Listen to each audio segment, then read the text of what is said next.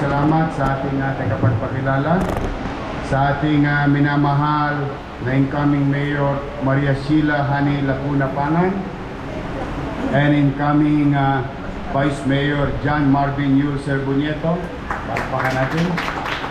To Secretary Ang, at ang pinaka-excited sa lahat ng halal ng bayan. Simulat sa pool, since 1998, naririnig ko na sa kanya to lagi.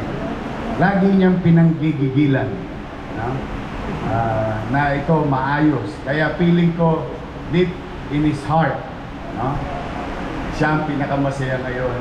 Dahil kapag nagkakamali ang oras ng relo sa taas, hindi na mapakalito. Kaya I think at some point we have to thank personally, and I would like to thank personally the love and compassion of one of the members of the City Council, really giving his heart, no? Alagaan itong ating pasisinayan ngayong araw na ito, Councilor Lou Veloso. Lou, at least tama na lagi yung oras. Naalala ko, pusyal ako noon. Si Lou is my senior at the time when I was a councilor then in 1998. Kaya Lou, alam ko, lamang na lamang ang puso mo ngayong mga panahon na ito. Excited na si Lou bumalik sa Metropolitan Theater. Na aking ipinagpapasalamat sa ating mga national government agency partners. As like what Jeremy Barnes said a while ago, I think, in my modest assessment, that I think this is the first time that the city government created synchrony and harmony with all national agencies in the city of Manila, particularly with the culture and arts and heritage of our city. Kasi nung araw laging may away eh. But I think when we opened the doors, and at the same time it was reciprocated by respective agencies in the likes of NHCP, NCCA, and National Museum and Department of Tourism. Ayun, mas maraming naging produkto. The other day, yesterday, again, the national government spent money to create such an art piece sa Lagos Nilad, yung underpass.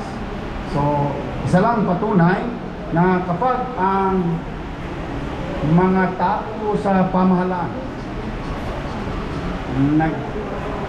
nag-uusap-usap, we may argue, debate, or we may have contradicting ideas. That is normal in a collegial or a group of people, no? But at the end of the day, we must come into one action plan, or at least same journey, same goal. Yung intricacies or yung nitty-gritty is just between point A and point B, no? But we don't ask what transpired or happened between point A and point B. What matters most is that there is A, which is a goal, and B is the result. And today, through the effort of our local tourism office, which at least yung 10 ng mga kasama namin sa pamahalaan lokal under tourism will be proud enough that during their time, especially Charlie and his team, na naging department. Dati ano lang ho ito, bureau lang ho ito. Ano lang ito, bumabagsak sa capriccio ng mayor. O ano maisipan ng mayor, ayun lang ang gagawin. But when it became a department, they were empowered to create medium and long-term plan with regard to protecting our history, culture, and arts. And for the artists of the country to to be welcome again. Bumalik uli yung mga malikhaing individual ng ating bansa. Sapagkat while it is true that most of the cities in our country are richer than Manila, economically speaking, or at the very least, financially speaking, but nobody can get near Manila with regard to history and heritage. At yan ang isang yaman ng Maynila na maaaring ipamana at maaaring ipagbunyi, patuloy na ipalaganap ng mga susunod na lider ng ating lungsod. Ito ay isang yaman, hinubog ng kasaysayan. Didn't happen overnight. You may have the tallest building, a brand new building, or edifice in somewhere else. But alam natin pare-pareho, what happened in the country, most of it happened in Manila.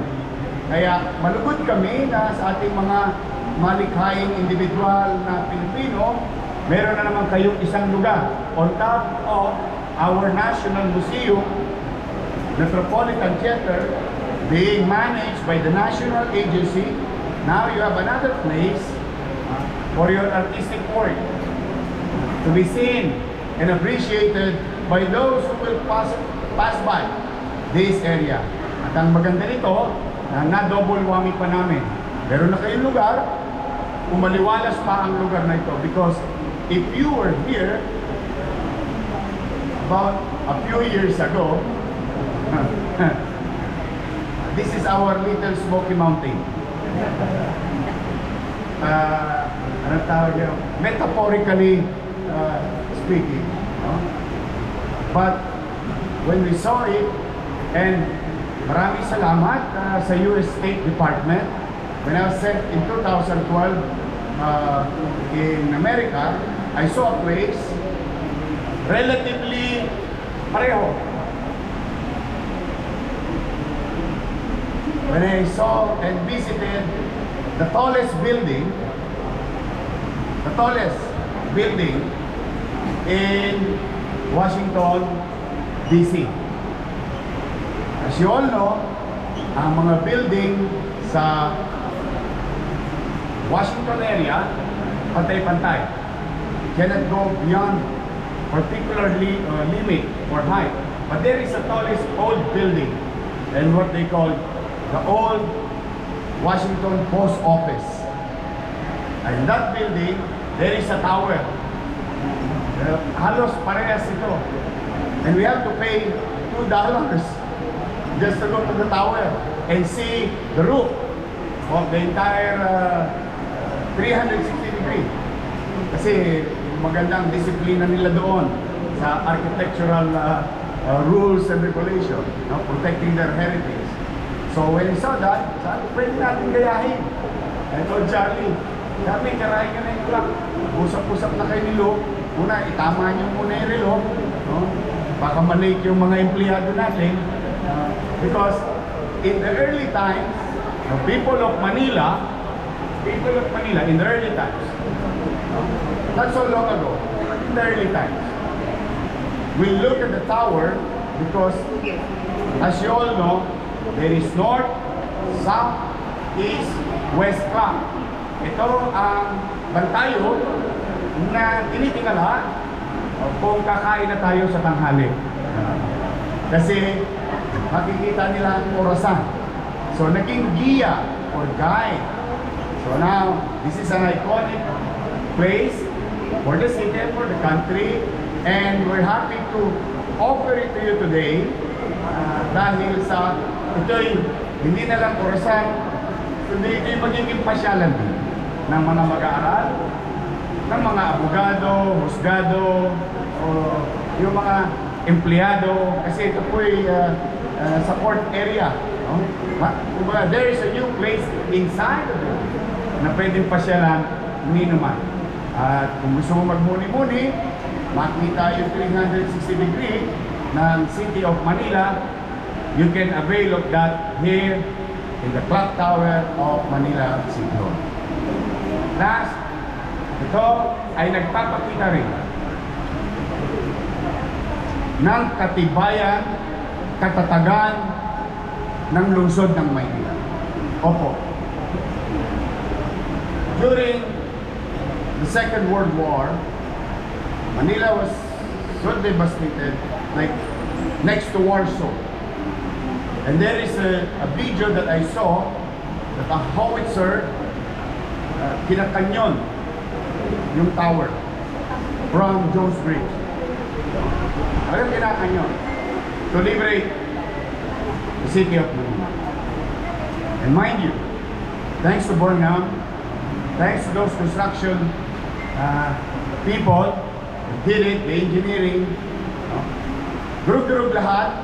Maraming durug din sa City Hall, durug ang Manila, ang National Museum, ang Post Office, but, you know, the tower, with all the holes of howitzer, didn't collapse.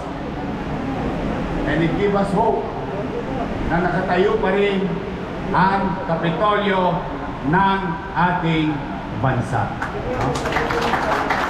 And I hope in those kind of symbolic situation to remind us, especially today, as human beings facing so many challenges, threat to our health, threat to our economic growth, personally and as a country, and threat of uncertainty in the world.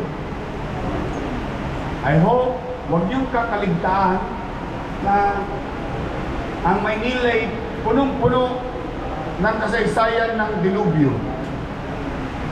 If you look back in history, lahat ng hamon, bagyo, lindol, sunog, gera, pero we owe it to our forefathers. They managed to move on. They managed to persevere. They managed to exist so that today tayo magtamasa ng mga bagay na sinakripisyo nila nung araw. Naging matatag sila. Kaya yan ay maging, ang clock tower natin maging ala-ala na tayo maging matatag sa buhay. Na ang pagkakadapa ay magiging tanda ng karanasan sa pagkakamali sa buhay. But what matters most, at the end of the day, tayo, bangon, move on. So yan, sana ang maging simbolo ng clock tower na ito pag kayo ay naglalakad along Lotol o sa Mangdapo ng lungsod ng Maynila pag nakikita ninyo ang clock tower na ito. So muli, palakpakan natin ang BTCAM. And again, I'm very proud, really proud of National Museum, NHCP, and NCCA. Then, palakpakan natin sila sapagkat naalagaan nila yung ating mga pasilidad ng Jewel of Manila. And namimiss ko tuloy si Atty. Inunahan ako mag-retire. Because I'm really happy and proud also of Intramuros administration noong nakita ko talaga on how they did it before pandemic, on paano naging maaliwalas, mapanatag ang pagpunta sa Intramuros ng gabi. Kaya now, thanks to them, another space, another place, another what we call memory lane na pwedeng pasyalan. Kaya to Atty. Guillier, nasaan ka man ngayon, I hope you're happy. I know it's really challenging for you nowadays, but to the team, to the IA, maraming salamat din sa kanila. So sa ating mga magguguhit, mga artists, designers, now you have a place here. You have a place in the heart of Manila. This is yours. We offer it to you. So muli, maraming salamat. Pagpalain kawa kayo ng buong magapal. Manila, God first. Thank you very much, Mayor Isko. Mayor, can you please to stay here on stage as you will be joined by Director Charlie, DJ Dungo, and Director Jeremy Barnes to give the award or the plaque of recognition.